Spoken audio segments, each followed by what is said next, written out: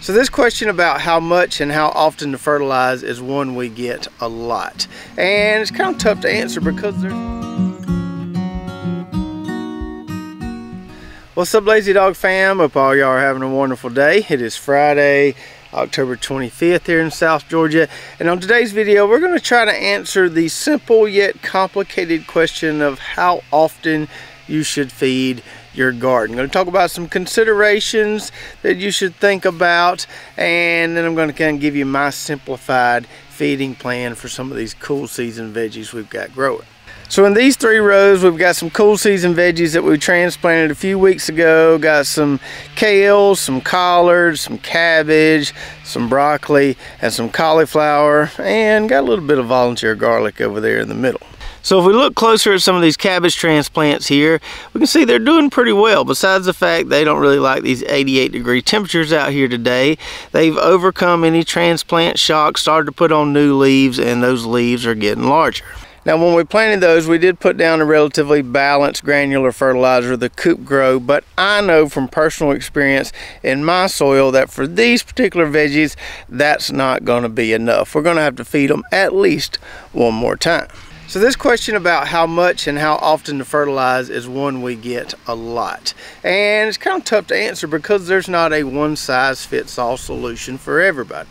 Now you can go online, dig into the agricultural literature, and find feeding programs for specific vegetables. Those programs usually provide recommendations based on the results of a soil test. But the problem a lot of times with those programs, they're just not really practical for a small scale backyard gardener. A lot of times the fertilizers they may recommend are not something we can get in small quantities. It's more stuff that's available to the big farmer.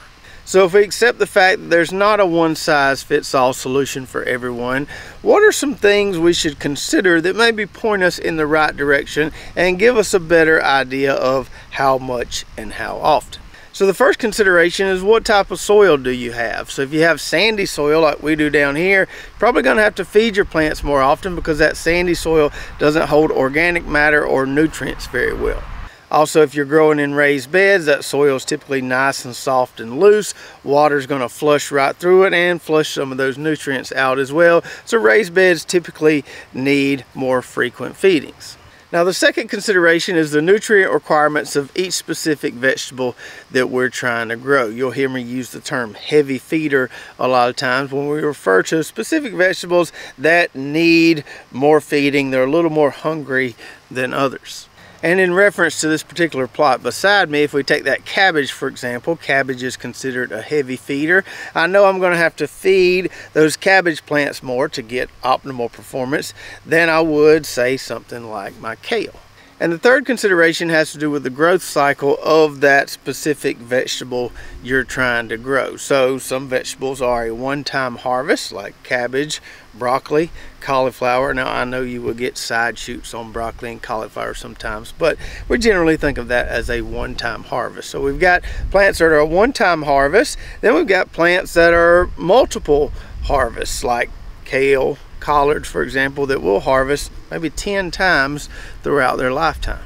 So for those single harvest veggies like broccoli for example, we've got to make sure we feed those well early. We've got to make sure we grow out a nice big broccoli plant before it starts making that broccoli head and trying to reproduce. Once it starts making that broccoli head, we could give it all the fertilizer we want. It's probably not going to improve the size of the broccoli head. So we have to feed it early, knowing that when that broccoli head starts forming, we've pretty much done all we could do.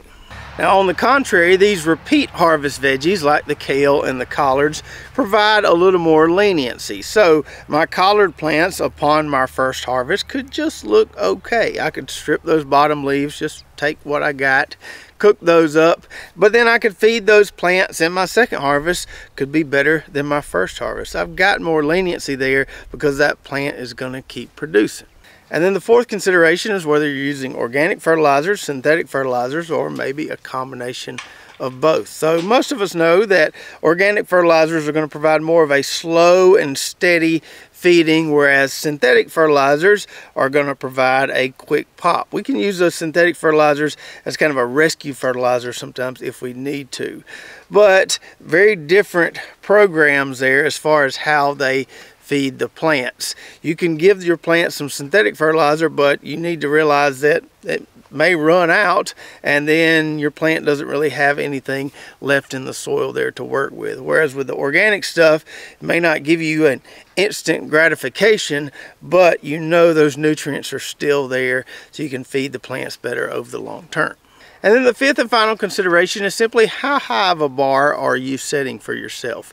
If you're growing a cabbage variety that's supposed to average, say, 8 to 10 pound heads, are you okay with a 5 to 6 pound head of cabbage? Do you not necessarily care about getting to that optimal level? If you don't, then you probably don't need to fertilize as much. But if you want to get the most out of every plant you plant, then you may want to feed them more. So once you kind of work through those considerations, that should kind of point you in the right direction as far as how aggressive you want to be with feeding your plants. Now let's talk about what we use in particular and our program for a lot of these cool seeds and veggies. Now if you go fertilizer shopping either at a local store or online, it's really easy to get overwhelmed by all the choices. You don't know what's going to work best. So I like to try to keep it really simple around here on this channel as far as what the basic backyard gardener needs to feed their plants. And it's really only two different types of fertilizers. You need a relatively balanced fertilizer, and then you need a nitrogen only fertilizer. So for the balanced fertilizer, we use the Coop Grow granular and then the liquid AgriThrive. You don't necessarily have to have a granular and liquid option on hand at all times. They're both going to feed your plants, they're just applied a little differently. And then for the straight nitrogen source, we use the NatureSafe 1300. It only comes in 50-pound bags, so I'm not going to grab one of those under the barn just to bring it out here and show it to you. But a lot of you have seen me use that before. It's not necessarily really easy to find, but there's some other good straight nitrogen sources out there, organic and synthetic. Just pick something where that first number is high and those other numbers are 0 or very low. And so in my humble opinion, those two types of fertilizers are really all you need. Something balanced and then a nitrogen source. Yes, there are lots of different options out there. You'll find some fertilizers that are really potassium heavy, or maybe some that are real phosphorus heavy that you can use for certain root veggies. But for most backyard gardeners, just keep it simple, balanced, nitrogen, and you'll be good to go. So given all that information, let me go through my plan for some of these cool season veggies, considering what we talked about earlier, that we have, like in this row, repeat harvest veggies, the kale and collards.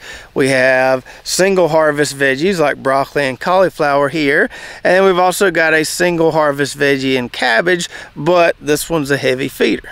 And then over in the raised beds, we've got more stuff. We've got the Brussels sprouts, which I'll consider to be a single harvest, even though we do pluck the sprouts off as they develop. But these won't hang around near as long as the collards and kale will. We've also got mustard greens, which are obviously repeat harvest. Carrots, which are going to be a one-time harvest, as most root veggies are. And then lettuce, which is a one-time harvest the way I grow it. We just cut the heads once they get to an acceptable size. So let's go through my simple strategy for all those, and we'll kind of group some together as we go.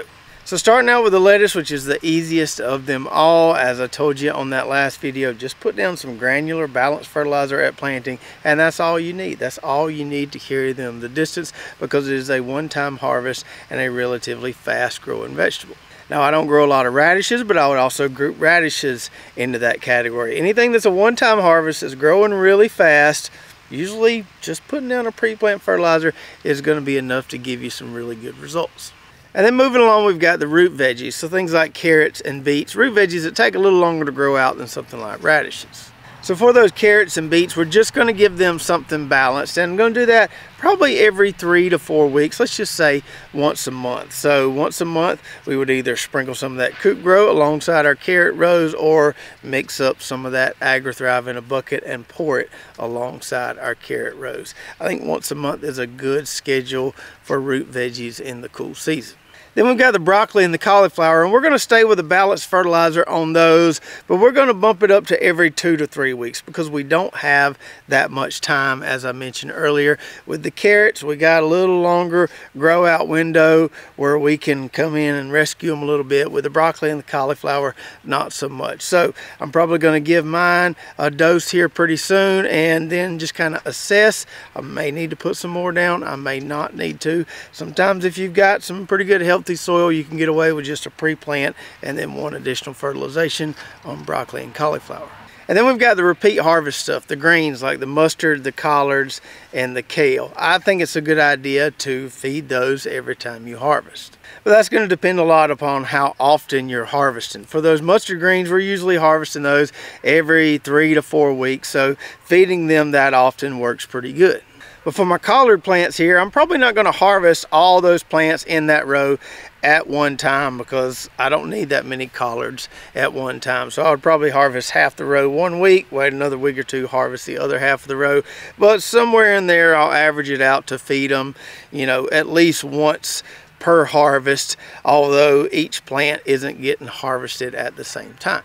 And then in the last group, we've got our heavy feeders, the cabbage, the Brussels sprouts, and onions. I know we're not talking about onions on this video, but I figured I'd group them in there since they are a cool season veggie for us and they are a heavy feeder. So for those heavy feeders, that's when we want to break out the nitrogen only fertilizer, and usually I'll try to feed those Brussels sprouts, cabbage, and onions at least 2 rounds of nitrogen throughout their growth cycle. Onions may get 1 additional fertilization. Brussels sprouts may get 1 additional, just depending on how long they hang around before they bolt or start looking bad. But usually 2 rounds of nitrogen on cabbage is good enough for us. So I hope you enjoyed all that information. I know that's not a concrete answer to the question, but hopefully it will kind of point you in the right direction so you can determine what will work best for you. And if you missed our last video where we talked about all the different ways you could arrange and plant lettuce in a 4x6 raised bed, watch this video right here. We'll show you how we amend the bed, get the irrigation set up, and get our lettuce plugs planted. So check that out, and we'll see you next time right here at Lazy Dog Farm.